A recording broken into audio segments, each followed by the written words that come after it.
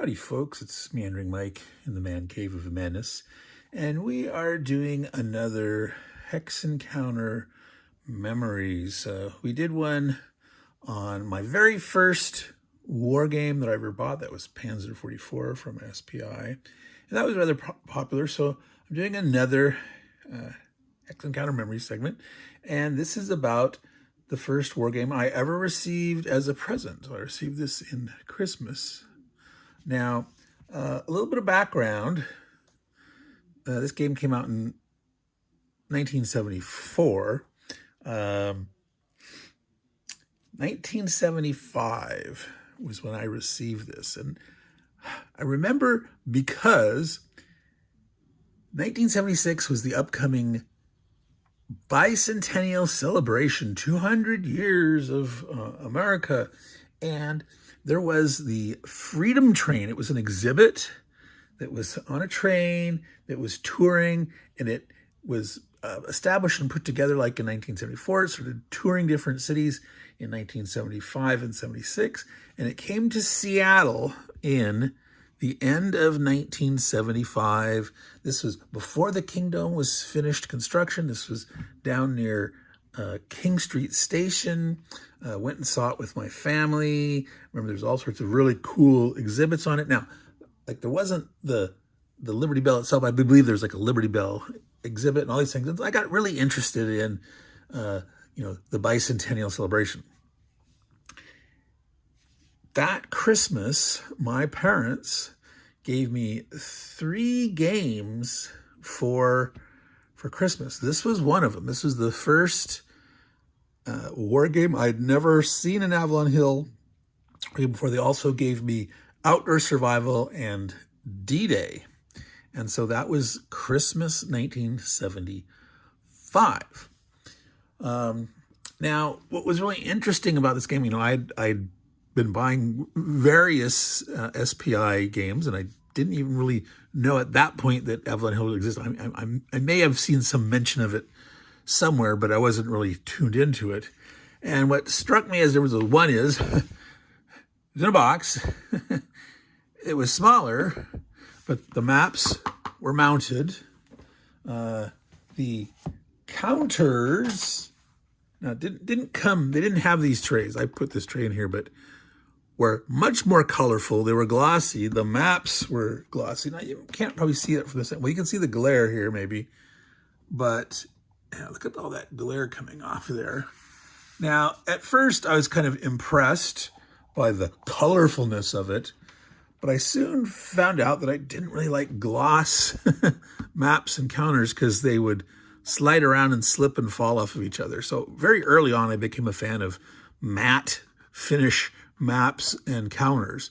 And it especially struck me like the brightness of the colors at first were like cool, but then I was like, that's a little weird. And then like the D-Day, I don't even remember, but a lot of Avalon had pink and blue. Now, a lot of them were like a little more pastel. So D-Day was like that, Africa Corps, Blitzkrieg, things like that. I never had Africa Corps. I picked up Blitzkrieg myself. That's one of the ones I bought. But this was the very first war game I got. Introduction to glossy maps and counters.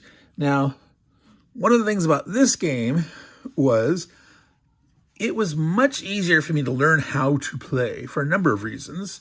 And that was the rule book was written in a little more English. It also had separated out advanced versus basic games. So you could read a lot less rules. So here's advanced, starting on page 7. So there's introduction, basic rules, starting on page 4. Page 4, 5, 6. And there's like the reinforcement information for the first scenario. As one things that was the scenarios were a little more in like Panzer 44. There were a whole bunch of different structures. These were started out to be learning scenarios, and sort of a programmer. Now, some Avalon Hill games had a more programmed instruction where they really started out with a much more limited subset of rules, but this had a basic rules and advanced rules approach. And so I was able to pick it up and start learning how to play it. I think I'd only played maybe the first couple of scenarios when I bumped into my friends who started playing war games with, and this is another part of the memory experience. When mentioning, oh yeah, I was playing this game, and then they were asking me a question about the campaign game, and like, oh no, I haven't played that. I'm just playing the scenarios. And oh well, don't worry, it's broken. The British can't lose. I'm like, what? Turns out these guys had read in the general magazine, which I hadn't been aware of yet. There was some strategy for now. This is the northern colonies. There's another map so that it's long. There's another one that's down here, the southern colonies. There's a strategy that was talked about in the general magazine where, so here's New York here, where the British in the campaign game would bug out of New York, take all their troops to the south, go to the deep south region. There's like four regions, 3 or 4, I can't remember. They'd go to the very deep south, and they would solidify control of that and start working their way back up. And it was practically like an unstoppable strategy that, of course, now I didn't know much history, and I was learning a lot of my history. Like, I had no idea, like, what invasion of Canada, we invaded Canada. There's really no way in reality that the British would ever do that they would abandon New York. It's just wasn't, politically feasible. It's just something that they wouldn't have done. And so it was a very gamey thing. But I learned early on that, sometimes people don't focus as much on the learning of the history, and they're all about gaming, playing the game. And these friends of mine, they would always start with a campaign game.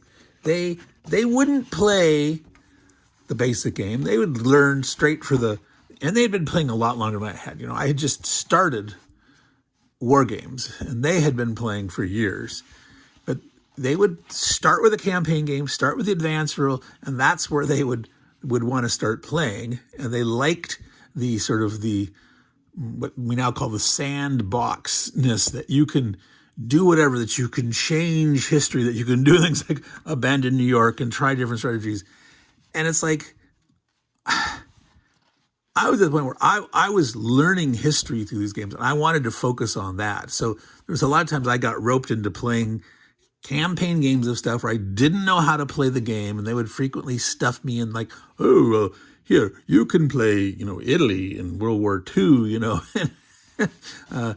something that will tuck you out of the way, and you won't make too much of a mess of it because, you can't really do much anyway. So that's part of my memories. So between, my first war game that I received as a Christmas present, the fact that it was after the bicentennial, so my parents had seen this interest. I think it was October, November-ish when this freedom train was in Seattle.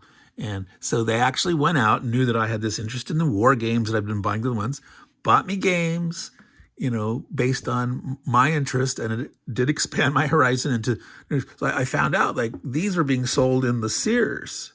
Now I didn't buy a lot of Avalon Hill games. I was definitely an SPI man, but I did go out and like I said about Blitzkrieg, and I bought a few others over the years, but I was mostly, SPI oriented. But I did, expand my horizons. I did play this a bit, and had I have more tales, more Hex Encounter memories to come about my playing with these guys that like to play campaign games first, diving into the deep end before, I can learn how to swim. A lot of times, they played a lot, just the two of them or with another friend. And, I mostly played with them. I got started with role-playing games and stuff with them. But like I said, sometimes I got roped in. So I'm going to call it there. Oh, yeah. There's another memory. Trying to play the game. I had no problem playing the game solo in the basic game, right? It was rather simple. You had a simpler combat results table. Like this is the combat results table for the basic game. This is the combat results table for the advanced game. Plus it has this tactical matrix where each side would get a set of cards, and you'd select are you going to frontal assault, withdraw, stand and defend, probe, enfilade left, enfilade right, refuse the left, and it would matrix out and have a modifier. Well, all I could do was either ignore that or draw cards at random, which made no sense. Like, wait a minute, why would I withdraw if I've got an advantage and there's no way I would withdraw? So I sort of ignored that, but, early on I started learning that, some things are easier to solo than others. And that started to become a factor in which games that I would buy or would spend more time. Sometimes I would buy games that I just knew I couldn't solo, but I wanted to read about them. I wanted to learn and just poring over the maps and stuff. Again, I learned a lot of history, a lot of geography, Many Americans do not know much geography, and I learned a lot of geography from wargames. So, all right, so I'm going to call it quit there. We're at the 12-minute mark. Meandering Mike, Man Cave of Madness. This has been a look at 1776 Hex Encounter Memories from the end of 1975. This game, the designer, I think, was Randall C. Reed. I had back then, no clue about who designers were, didn't really pay attention, didn't really care. I was more into just which company is it? Did the cover look cool? Is it about a topic that I somehow was drawn to for whatever reason? Again, I didn't know much history, so sometimes something that drew me in was just very hit or miss, So I'm meandering all over the place, so I'm going to call it quits here before we hit the 13-minute mark. So take care of you all, and take care of games. They'll take care of you. Ciao.